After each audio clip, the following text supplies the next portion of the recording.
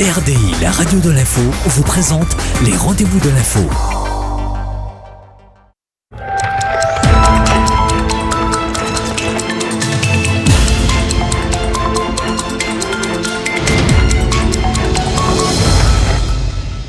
Bonsoir à tous, bienvenue dans le rendez-vous de l'info ce soir. 3 thèmes à développer. Le premier, du rififi autour d'une boîte de nuit, peut-être beaucoup de bruit pour rien. Son gérant vient nous en parler, on parle du guest. Franck Pastor sera notre premier invité pour s'expliquer sur l'affaire du guest, peut-être beaucoup de bruit pour rien.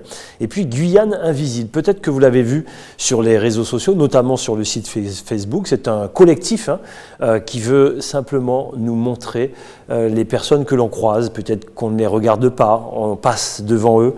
Guyane invisible avec Pamelo Freires et Eric Brito, ils viennent nous dire pourquoi ils ont monté ce site. Et puis les retombées, bien sûr, à travers tous les commentaires que l'on peut voir aujourd'hui.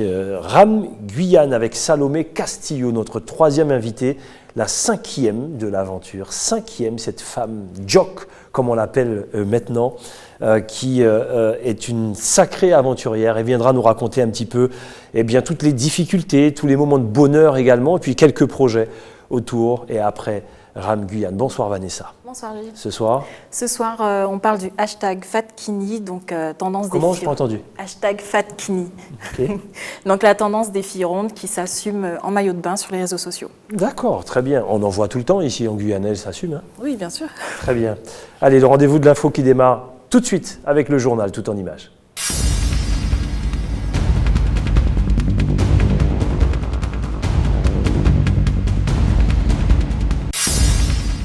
Cette personne comparaissait hier au tribunal de grande instance de Cayenne pour des faits qui remontent au 22 novembre 2014. Ce jour-là, un accident de la circulation au rond-point Leblanc avait tourné en bagarre générale. C'est que finalement, on a eu un éclairage un peu plus précis de ce qui s'est passé. Et pour résumer, en fait, on arrive à ce constat qu'il y a eu une double incompréhension entre les jeunes et les policiers. Les policiers seraient venus sur place pour venir secourir justement une personne victime d'un accident et les jeunes seraient venus aussi sur place pour secourir leur ami. Et puis après, tout a basculé justement pour une raison que l'on a eu du mal à cerner dans le cadre de ce procès. Mais en tout cas, ni l'une partie ni l'autre n'était venue pour en découdre. L'audience s'est déroulée dans le calme et c'est plutôt exceptionnel compte tenu du caractère particulier de ce procès. Pour garantir ce calme, des mesures ont été prises. Les forces de l'ordre ont veillé à ce que seules les familles et les très proches des prévenus soient présents. De 14h à 16h, le tribunal a examiné les requêtes en nullité. La défense a mis en avant la particularité de l'affaire, puisque ce sont des policiers qui ont mené l'enquête dont d'autres policiers sont victimes. J'espère simplement que le tribunal aura bien reçu les arguments qui ont été développés et qui tendent à prouver que c'est une vision manichéenne des choses, de penser que tous les torts sont du côté des jeunes et qu'il n'y en a aucun du côté des policiers. Il me semble que les éléments de l'enquête sont insuffisants pour entrer en voie de condamnation et que la seule solution raisonnable, c'est, comme je l'ai demandé au tribunal, d'ordonner un supplément d'information. L'audience a duré une bonne partie de la nuit. Le parquet requiert 6 à 18 mois de prison, dont 12 fermes pour les 7 prévenus. Le tribunal rendra sa décision le 20 janvier. L'attentat contre Charlie Hebdo fait la une des journaux du monde entier. Dessinateurs, caricaturistes ou amateurs, tous ont décidé de rendre hommage aux 12 morts. Sur la toile, les dessins se multiplient. En premier lieu, en France, un hommage de Plantu publié dans le journal Le Monde. Une phrase simple, de tout cœur avec Charlie Hebdo. En Guyane, des dessinateurs pas seulement de presse rendent eux aussi hommage aux victimes. Ce sont des gens qui ont porté haut le flambeau de la liberté d'expression. Ils l'ont payé vachement chèrement quand même. Ils ont dénoncé des choses que j'ai moi aussi envie de dénoncer. Je veux dire, j'emmerde tous ces gens-là qui brandissent un flingue pour un oui, pour un non à propos de religion. Voilà, j'ai une pensée forcément pour les gens que je connais ou que je connaissais, mais au-delà de ça, voilà, c'est juste un drame et c'est abominable. Donc voilà, je pense que c'est important de se recueillir ensemble et de montrer que Charlie Hebdo, l'esprit n'est pas mort et que ça continuera. Sur le web, des caricatures circulent pour appeler à résister contre le fanatisme religieux, comme sur cette image où les plumes, les stylos et les crayons se dressent contre le terrorisme. Ou encore le graffeur Banksy qui appelle à prendre des armes tout aussi puissantes, une façon de tirer la langue aux extrémistes, voire leur faire un doigt d'honneur. Et pour certains, cet attentat a eu l'effet contraire. Sur ce dessin, le Brésilien Latu montre qu'en s'attaquant à Charlie Hebdo au nom de l'islam, les assaillants ont tiré sur eux-mêmes. Au final, un seul message demeure. La liberté d'expression n'est pas morte. Charlie Hebdo n'est pas mort car on est tous des Charlie à jamais. Suite à l'attentat perpétré contre le journal Charlie Hebdo, qui a causé la mort de 12 personnes hier, les réactions se sont multipliées. Nous sommes allés à la rencontre de jeunes Guyanais qui nous livrent leur ressenti. Pour moi, c'est un désastre, quoi, parce que bon, c'était Charlie Hebdo, quoi. C'est choquant, parce que bon,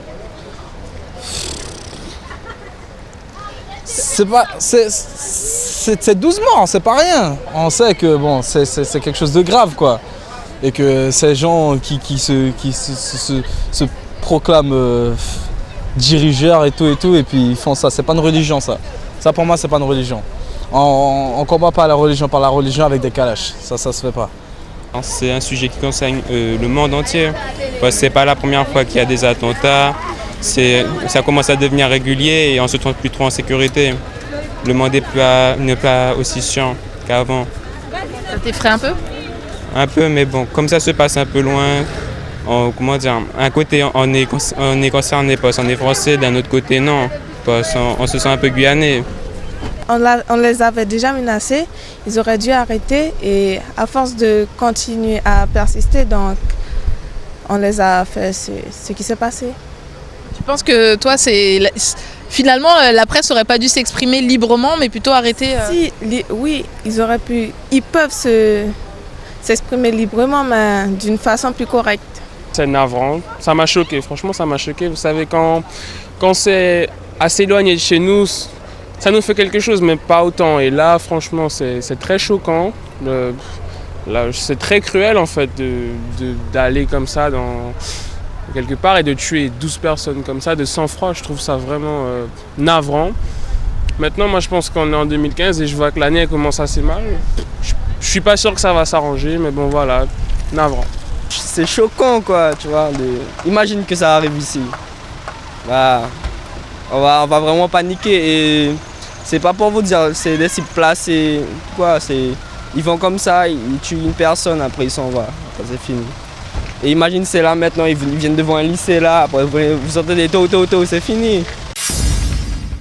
Journée de deuil national à la suite de l'attentat meurtrier contre Charlie Hebdo. Les drapeaux français sont en berne. En Guyane, des manifestations de soutien aux 10 journalistes et aux 2 policiers exécutés par 2 hommes armés ont eu lieu hier soir à Cayenne. Une minute de silence a également été observée au commissariat et à la région. La France est touchée par cette attaque et notamment la communauté musulmane, comme nous le confie de manière anonyme Lamine, un musulman guyanais. Je suis vraiment triste. Je ne pensais pas... Et je ne pense pas que l'islam s'exprime de cette façon. Quand on est musulman, on s'appelle muslim, qui veut dire une personne de paix. Vous n'êtes pas des musulmans. J'ai une pensée à Charlie Hebdo, à tous ceux qui ont été tués. Loin d'être d'accord avec la ligne éditoriale et les caricatures du prophète Mahomet réalisées par Charlie Hebdo, l'imam Mohamed Bacharat de l'association Ahmadiyya condamne cet acte de barbarisme. Ils peuvent s'exprimer et nous aussi on a le droit de s'exprimer. Ils se sont exprimés avec la plume, je m'exprime avec la plume. Et ça en réalité c'est le djihad, le mot djihad que tout le monde a peur. Mon djihad c'est avec la plume.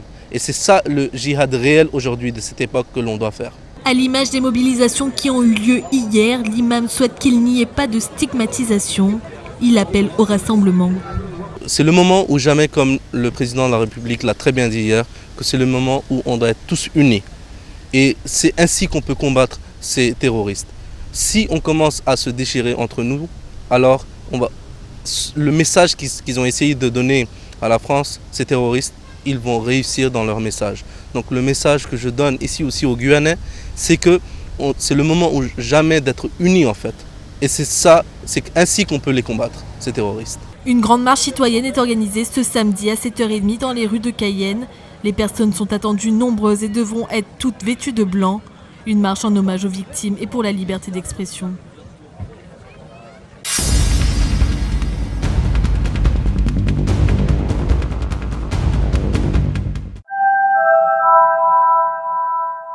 retour sur le plateau du Rendez-vous de l'Info. Je vous rappelle nos 3 invités. Franck Pastor, le gérant du Guest, qui vient s'expliquer sur tous les problèmes, tous les on-dit qu'il y a autour de la boîte de nuit. Et puis Guyane Invisible, ce site sur Facebook qui fait parler de lui depuis de nombreuses semaines, avec Pamelo Freires et Éric Brito.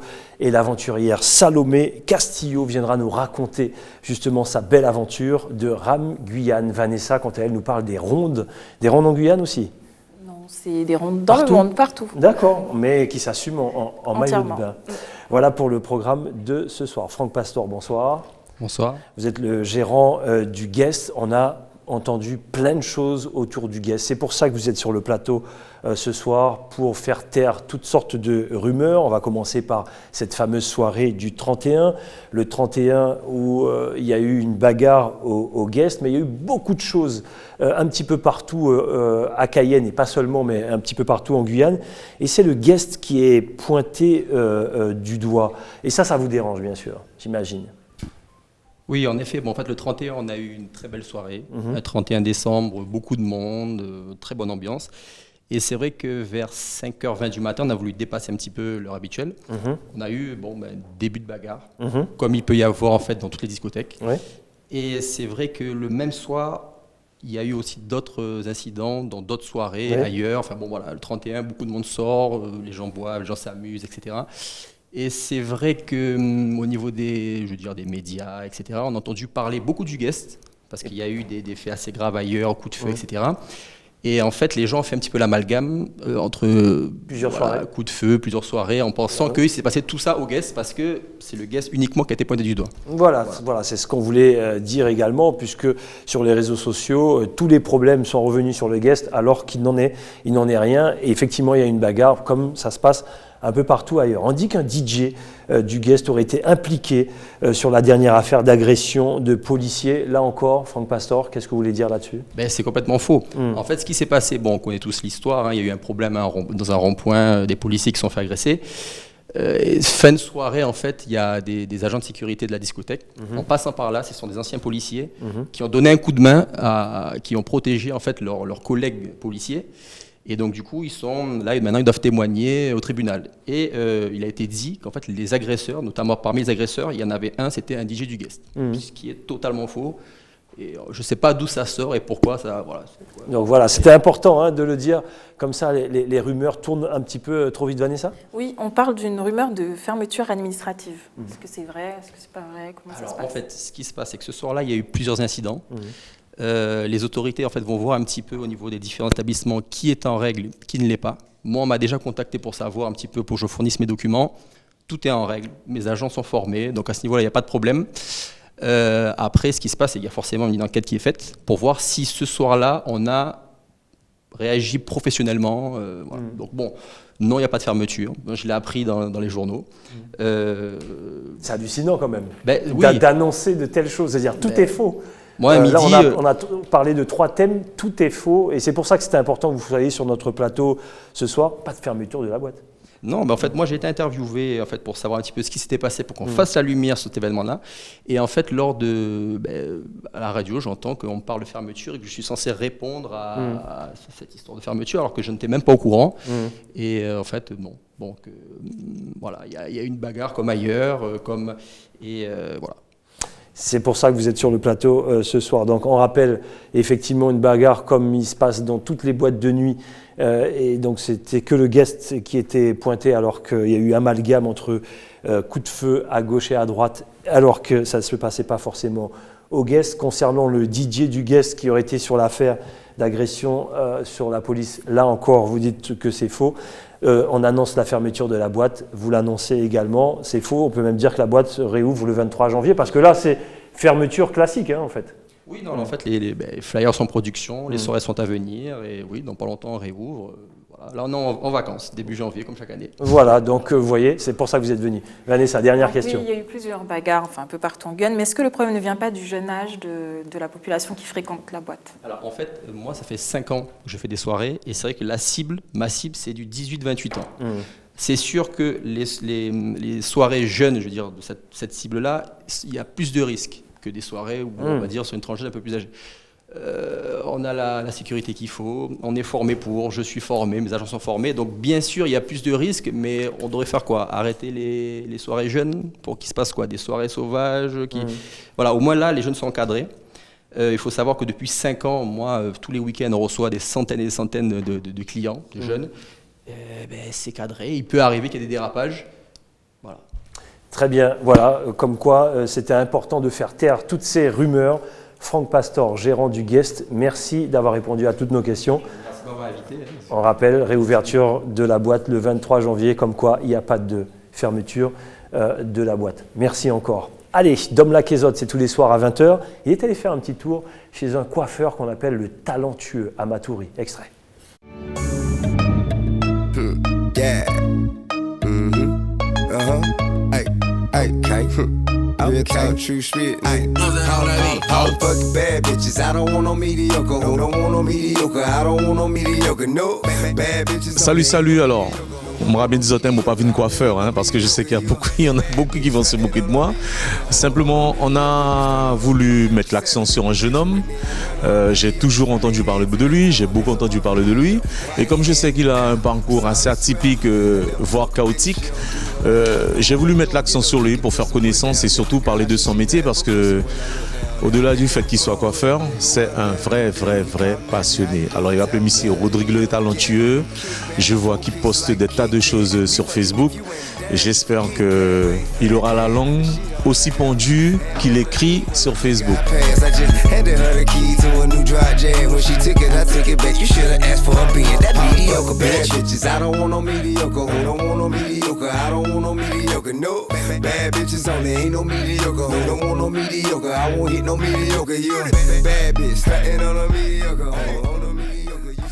Les Guyanais ont du talent et Dominique Nugent vous le montre tous les soirs à 20h sur ATG. Allez, sans plus tarder, nos invités de Guyane Invisible, Pamelo Freres et Éric Brito. Bonsoir. Bonsoir. Comment allez-vous? Très bien. Alors, vous avez créé le site Guyane Invisible. Qui a eu l'idée? Pourquoi ce site? Alors, moi j'ai eu l'idée.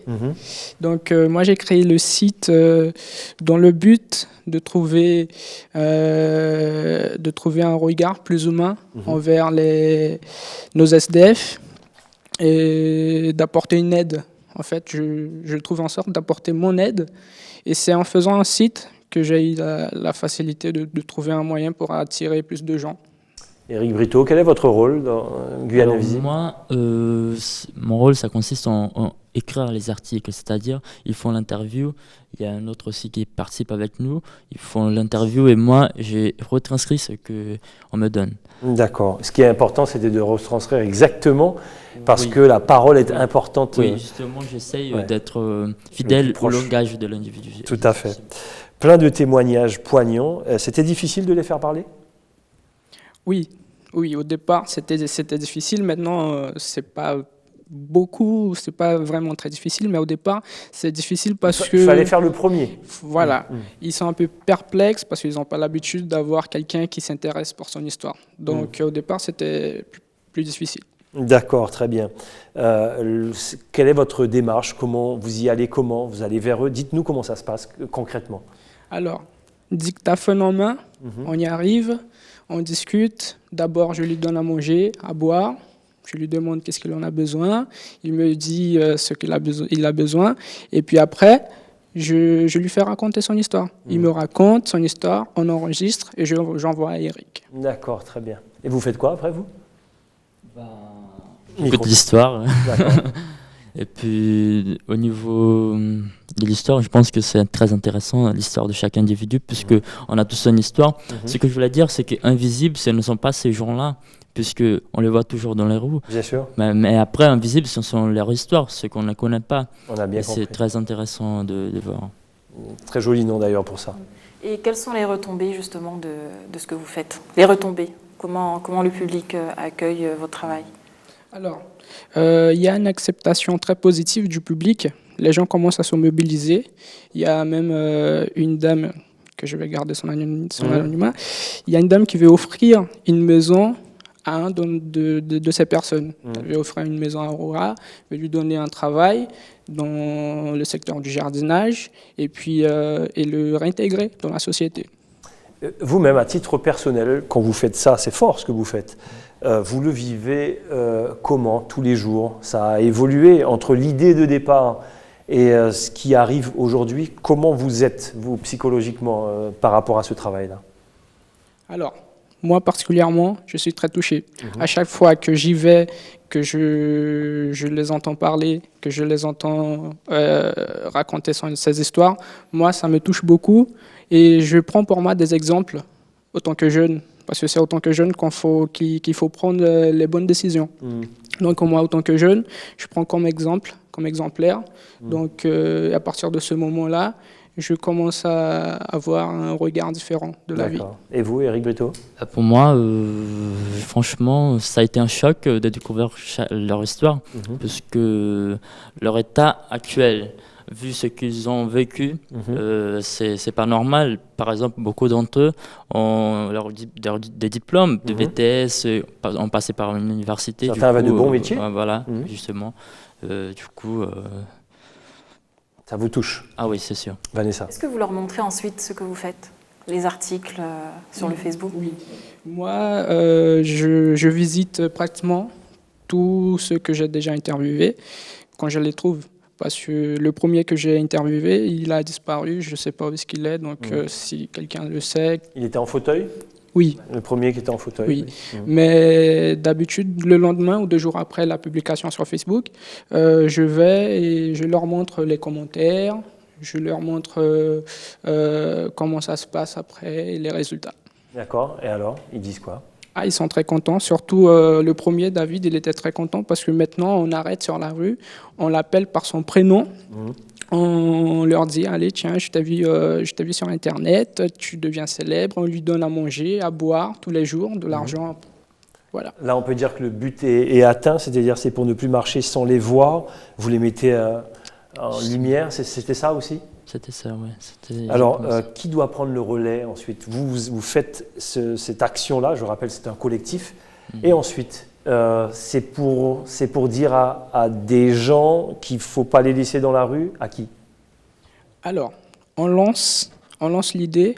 Après, comme j'ai dit, c'est pour mobiliser la population. S'il y a quelqu'un qui a les moyens, comme la dame qui a une maison à offrir, donc s'il y a une personne qui a les moyens, qu'il nous contacte et puis on va trouver une solution avec cette personne. D'accord, Vanessa. Vous avez eu des échos des politiciens en Guyane?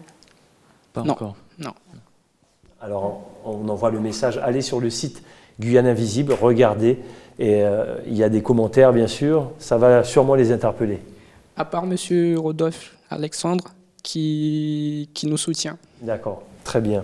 Alors, l'avenir de Guyane Invisible, c'est quoi? Parce que là, vous avez touché des SDF au niveau de Cayenne, vous irez à Kourou, vous irez dans d'autres communes? Voilà, on va faire grandir le projet. On a aussi des projets qui vont arriver. On est déjà en train d'élaborer certains projets. Mais on ne va pas rester qu'à Cayenne. On va aller à Kourou, on va aller à Saint-Georges, on va aller partout. D'accord, et on va vous suivre de près, bien sûr, avec les caméras d'ATG. Pamelo Frères et Éric Brito, merci en tout cas.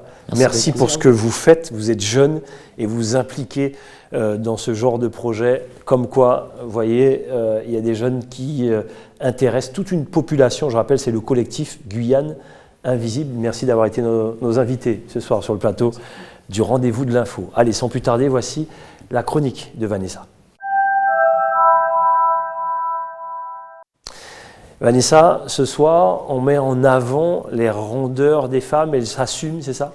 Voilà, donc les femmes rondes qui s'assument sur les réseaux sociaux, donc elles transgressent la règle qui stipule que les femmes obèses ne peuvent pas porter de bikini. Donc je vous propose de regarder tout de suite quelques images. Très bien.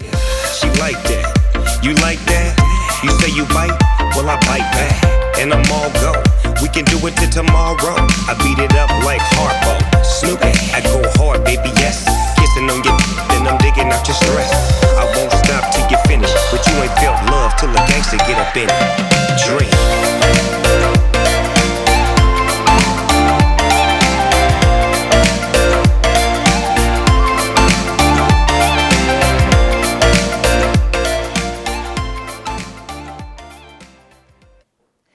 Voilà, donc attention, baleine échouée sur la plage. Donc ce sont des propos insultants que certaines femmes rondes ont pu entendre. Attention quoi? Baleine échouée. Ah, baleine échouée. Et oui, ça s'entend parfois. D'accord. Donc, c'est ce qui les éloigne un peu des plages. Elles se disent qu'elles ne peuvent pas porter de bikini, ne peuvent pas s'afficher.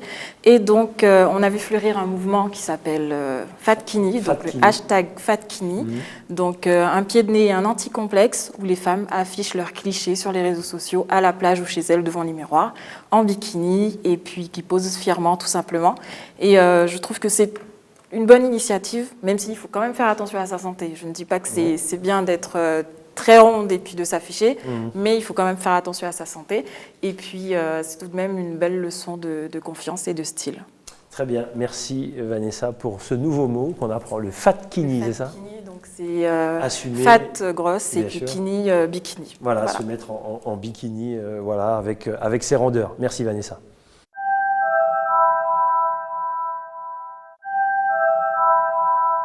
Elle était souvent sûrement en bikini, mais avec pas de rondeur, mais avec une tête et une force d'esprit. C'est Salomé Castillo pour RAM Guyane. Bonsoir, bienvenue. Bonsoir. Bienvenue sur le plateau du Rendez-vous de l'Info. Vous êtes arrivé 5e de cette aventure difficile. C'était l'édition la plus difficile depuis que RAM Guyane existe. Vous allez nous raconter un petit peu votre histoire dans cette belle aventure. Alors revenons sur le début là justement où on entendait, nous on a reçu plein de gens ici sur le plateau pour nous dire ils n'ont toujours pas décollé de Dakar, ils sont partis mais le courant les a ramenés. Psychologiquement vous étiez comment vous? C'était comment à ce moment-là? Eh bien, il fallait s'accrocher sérieusement parce qu'on ne s'attendait pas forcément à être coincé aussi longtemps. Et ben, c'est bien le signe que le cerveau commande pas mal de choses et que quand on s'accroche, eh ben, ça fonctionne. Qu'est-ce qui vous a donné envie d'aller dans cette aventure difficile, aventure d'homme quelque part, même s'il y a eu quelques femmes, mais la 5e en plus, qu'est-ce qui vous a donné cette force-là? C'est intéressant de parler d'une aventure d'homme parce que justement, je l'ai jamais pensé comme ça. Ouais. Je pense que on peut se présenter à ce qu'on veut en fait dans la vie et c'est surtout de relever le défi. J'en avais entendu parler, j'ai vécu l'édition 2012 et comme je fais de la pirogue traditionnelle, le contexte était juste parfait. Les gens que je connais m'ont beaucoup aidé et tout était réuni pour que je puisse participer sereinement à cette aventure. Bien, Vanessa. Alors votre point faible, c'était je possède très peu de connaissances de la mer. Et tout au à final, fait. Vous êtes arrivé 5e. Donc qu'est-ce qui a fait que ce point faible est devenu un point fort. C'est ça, quand on veut, on peut. C'est vraiment là, je peux le dire maintenant que j'ai traversé l'Atlantique.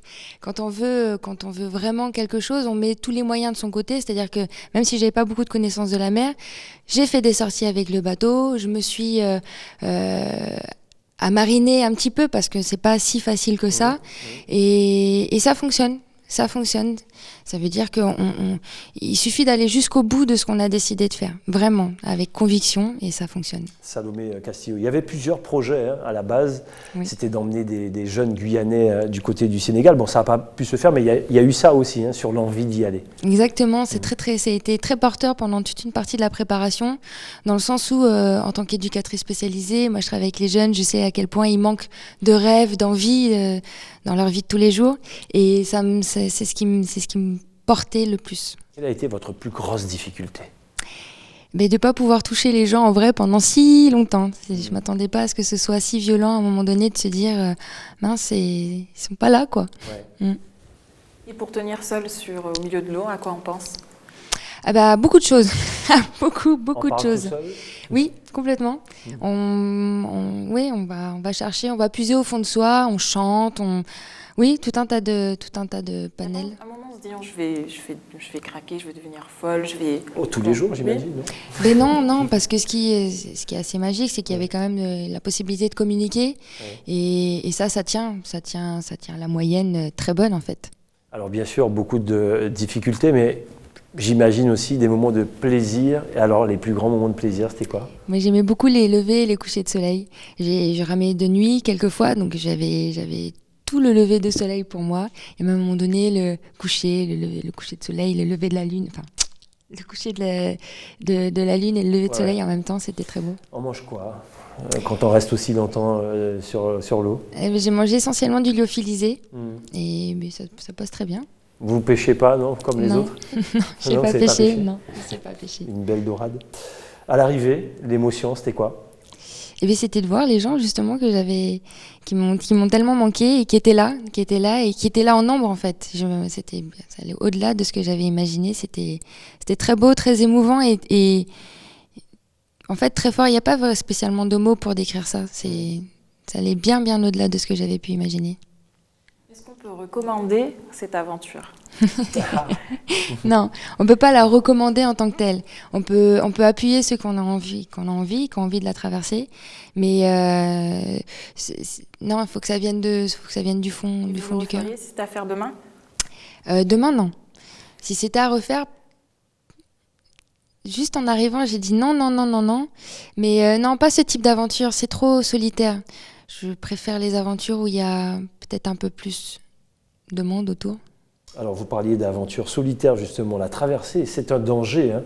Il faut être fort psychologiquement et je vois, comme nous tous, effectivement vous êtes venus avec Je suis Charlie, c'est ça. Comparaison avec votre traversée. C'est ce que j'ai... Le danger qu'on traverse sur l'eau, il est sans commune mesure avec le danger de la vie réelle en réalité. Et...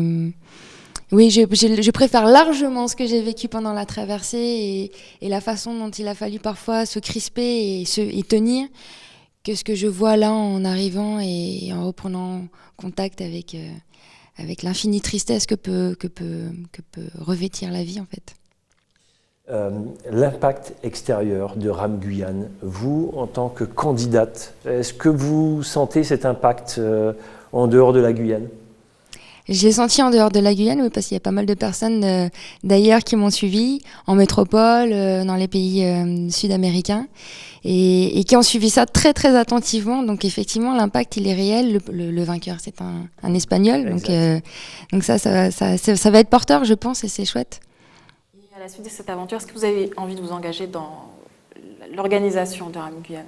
Alors dans l'organisation de RAM Guyane, pas nécessairement, parce que ça demande beaucoup d'investissement. Ceux qui étaient dans l'organisation avaient du temps pour ça. Mais par contre, plein d'autres projets. J'ai plein d'autres projets. Alors justement, c'est quoi ces projets? Livres illustrés, BD? C'est ça. Alors, j'ai eu l'occasion de rencontrer Madame Serder de la région qui m'a laissé entendre, et ça c'est un des points positifs de l'aventure, que étant une femme et ayant traversé tout cet océan, elle voyait en moi la possibilité de relever d'autres projets, et du coup elle serait complètement volontaire à m'appuyer. Donc effectivement un livre illustré pour les enfants, parce que je pense qu'un livre, il y en a déjà eu pas mal sur ce type d'aventure, mais pour les enfants... C'est ça, exactement, parce qu'il y a beaucoup, c'est plus les images qui parlent. C'était juste à dire, une femme est la plus jeune quand même des candidates. Effectivement, mais c'était pas un atout au départ, parce que les autres me regardaient un petit peu en se demandant mais qu'est-ce qu'elle va bien pouvoir faire elle. et ouais, non. Merci en tout cas Salomé Castillo, je rappelle, 5e de cette aventure et de cette édition la plus difficile depuis que RAM Guyane existe, qui vient nous raconter son histoire, et on attend la suite des projets pour en parler notamment ici même sur ATG. Merci d'être passé sur notre plateau. On rappelle que nos invités ce soir sur le problème de la boîte de nuit du Guest, avec Franck Pastor, vous l'avez entendu, qui est venu s'expliquer, faire un démenti sur tout ce qu'il a, que vous entendez notamment sur certains médias. Et puis Guyane Invisible, intéressez-vous un petit peu aux gens que vous croisez ce soir. Et puis on a appris quelque chose, Fatkini, c'est ça? Grâce à vous, Vanessa. Voilà, on assume ses rendeurs avec son bikini, et Salomé Castillo qui nous raconte sa belle histoire de RAM Guyane. C'est comme ça qu'on se dit au revoir. Dans quelques instants, BFM TV, Dom Laquezotte avec ce fameux coiffeur à Matoury. Passez une excellente soirée sur ATG. À demain.